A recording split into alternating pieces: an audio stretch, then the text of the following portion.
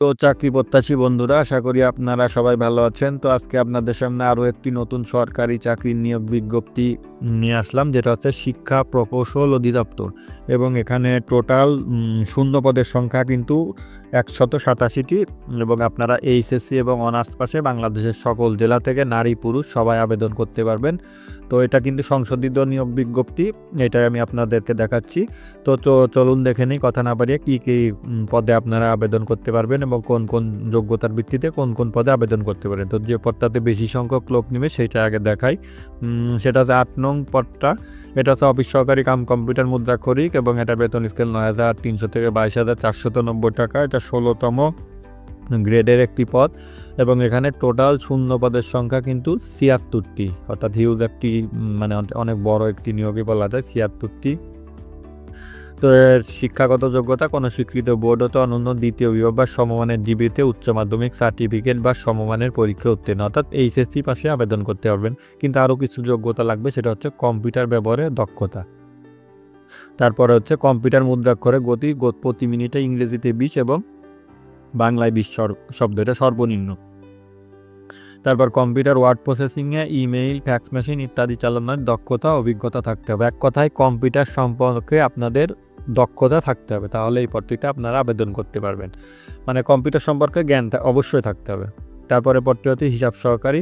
এটা 16তম গ্রেডের একটি পদ এবং এটা শূন্য পদের সংখ্যা 39টি এবং এটাই যারা ব্যবসায় শিক্ষাতে এইচএসসি পাস, অর্থাৎ ব্যবসায় শিক্ষা বিভাগে যারা স্টুডেন্ট তারা আবেদন করতে পারবেন। অন্য বিভাগের সায়েন্স আর্টসের যারা আছে তারা আবেদন করতে পারবেন না। এবং এটার একটি ক্রাইটেরিয়া হচ্ছে কম্পিউটার এমএস অফিসের কাজের দক্ষতা, অর্থাৎ কম্পিউটারের এমএস অফিসের যে কাজ এটা আপনাদের অবশ্যই জানতে হবে। তারপরে যেটা পদটি হচ্ছে বেশি সংখ্যক লোক নেবে, এটা হচ্ছে হিসাব রক্ষক। এটা 11তম গ্রেডের একটি পদ এবং এখানে শূন্য পদের সংখ্যা 25টি। এটা শিক্ষাগত যোগ্যতা কোনো স্বীকৃত বোর্ড, স্বীকৃত বিশ্ববিদ্যালয়তে ব্যবসায় শিক্ষা অনুষদে কোনো বিষয়ে অন্য দ্বিতীয় শ্রেণী বা সমমানের সিজিপিতে স্নাতক বা সমমানের ডিগ্রি, অর্থাৎ ব্যবসায় শিক্ষা অনুষদের মানে ওই ডিপার্টমেন্টের যে কোনো একটা সাবজেক্টে অনার্স লাগবে আপনাদের। তবে শর্ত থাকে যে শিক্ষা জীবনে একাধিক তৃতীয় বিভাগ বা শ্রেণী অথবা সমমানের জিপিএ বা সিজিপিএ গ্রহণযোগ্য না।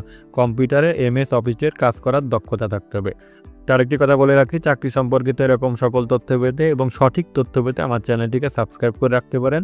তাহলে যে কোনো চাকরির নিয়োগ বিজ্ঞপ্তি আসার সাথে সাথে আমি আমার চ্যানেলে দিয়ে থাকি, আপনারা এখান থেকে দেখে নিতে পারবেন।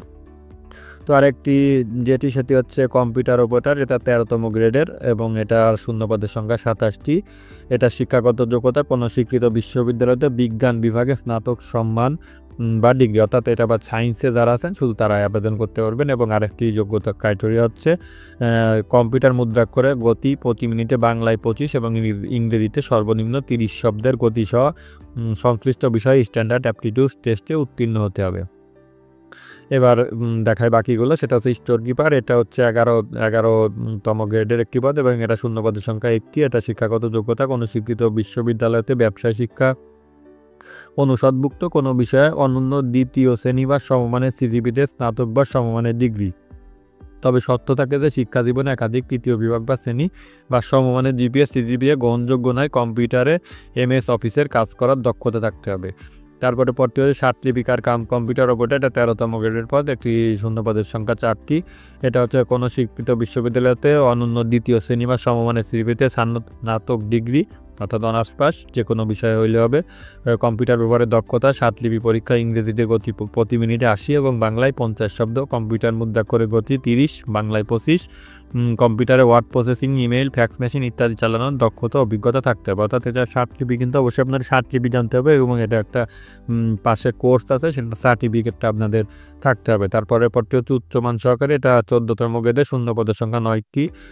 শিক্ষাগত যোগ্যতা হচ্ছে কোনো স্বীকৃত বিশ্ববিদ্যালয়তে অন্য দ্বিতীয় শ্রেণী বা সমমানের সিজিপিতে স্নাতক বা সমমানের ডিগ্রি, অর্থাৎ দ্বিতীয় শ্রেণীতে অনার্স। এবং কম্পিউটার ব্যবহারের দক্ষতা কম্পিউটার মুদ্রাক্ষরে ইংরেজিতে গতি প্রতি মিনিটে 30 শব্দ, বাংলায় 25 শব্দ। এখানে বেশিরভাগই সব কম্পিউটার রিলেটেড পোস্ট। তারপর হচ্ছে 7 মুদ্রাক্ষর কাম কম্পিউটারের উপর। এটা 14তম গ্রেডের শূন্য পদের সংখ্যা 3টি। এটা আপনার যে কোনো বিষয়ে অনার্স হইলে হবে। কম্পিউটার ব্যবহারের দক্ষতা 7 লিপি লাগবে। তারপর কম্পিউটার মুদ্রাক্ষরে গতি 30 এবং বাংলায় 25 এবং computer word processing email fax ইত্যাদি চালানোর দক্ষতা থাকতে হবে। তারপর আর কোনটি, সেটি হচ্ছে ইলেকট্রিশিয়ান, এটা 16তম গ্রেডের এবং এটা শূন্যপদের সংখ্যা 2টি। এটা শিক্ষাগত যোগ্যতা কোনো শিক্ষিত বোর্ডের সংশ্লিষ্টটিতে উচ্চ মাধ্যমিক সার্টিফিকেট, ভোকেশনাল সহ সংশ্লিষ্ট কাজে অন্য 6 মাসের বাস্তব অভিজ্ঞতা।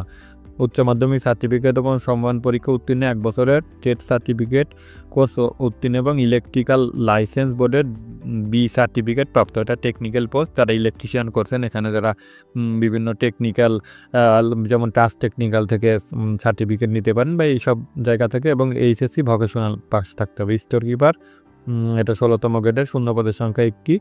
এটা হচ্ছে কোনো শিক্ষিত বিদ্যার্থী উচ্চ মাধ্যমিক সার্টিফিকেট বা সম্মানের পরীক্ষা উত্তীর্ণ, অর্থাৎ এইচএসসি পাশে আবেদন করতে পারবেন এবং কম্পিউটারে এমএস অফিসে কাজ করার দক্ষতা থাকতে হবে। এবং আপনারা আবেদন করবেন হচ্ছে, আমি আবেদনের ওয়েবসাইটটা আপনাদের দেখা দিই, সেটা হচ্ছে www.dmoe.gov.bd। এই ওয়েবসাইটে গিয়ে আপনারা আমি যে পিডিএফ ফাইলটি দেখাচ্ছি এটা পেয়ে যাবেন এবং আপনাদের আবেদনের যে ওয়েবসাইটটি সেটি হচ্ছে www.dmoe.teletalk.com.bd। ওয়েবসাইটে গিয়ে আপনারা আপনাদের মোবাইল বা কম্পিউটার দিয়ে আবেদন করতে পারবেন এবং আবেদনটি কিন্তু শুরু হবে 20 মার্চ 2025 এবং আবেদনের লাস্ট ডেট 19 এপ্রিল 2025। আবেদনের লাস্ট ডেট 19 এপ্রিল 2025। এই তারিখে এর ভেতর আপনারা অবশ্যই আপনাদের আবেদন ফর্মটি পূরণ করবেন। তারপর যদি কারো কোনো আবেদন করতে প্রবলেম হয় তাহলে কমেন্ট করে জানাবেন, আমি অবশ্যই আপনাদের কিভাবে আবেদন করতে হয় ওইটা বলে দিব এবং যে কোনো প্রবলেম হলে অবশ্যই আপনারা কমেন্ট করবেন। তো ভিডিওটি ভালো লাগলে একটি লাইক দিবেন এবং চাকরি সম্পর্কিত এরকম সকল তথ্য পেতে আমার চ্যানেলটিকে সাবস্ক্রাইব করে রাখবেন। ধন্যবাদ সবাই।